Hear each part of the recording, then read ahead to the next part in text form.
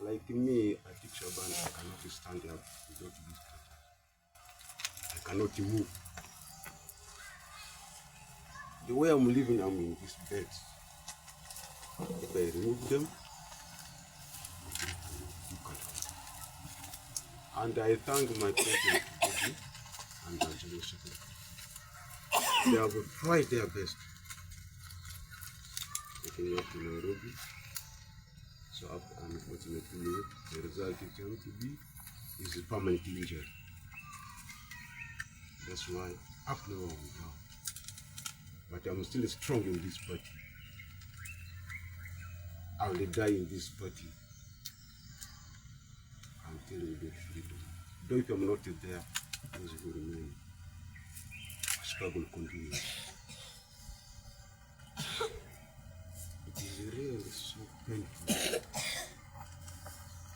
see these children here. And I always, if I see Bobi like this, it brings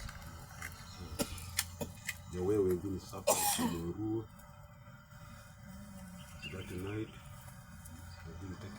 he was taken to Makindi, he was taken to prison.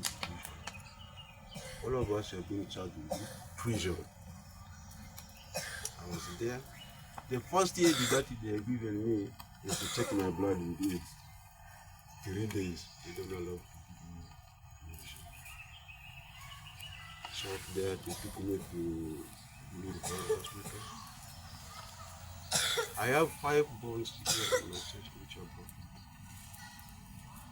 4 in my back. So the hand which are broken, and the legs were being tied. And I'm draped. There's no way. So these are all God's plan. So like me, I have signs of. I'm not fear to do this way. Those who have no signs, why are they fear? It's better we come, we join, we all die here. There's a long from Arua, from Terego. For what? I follow my party. So, if I stop with it, because others are going to bring only what? Yes. So my president, I thank you so much for the General Secretary. God is great.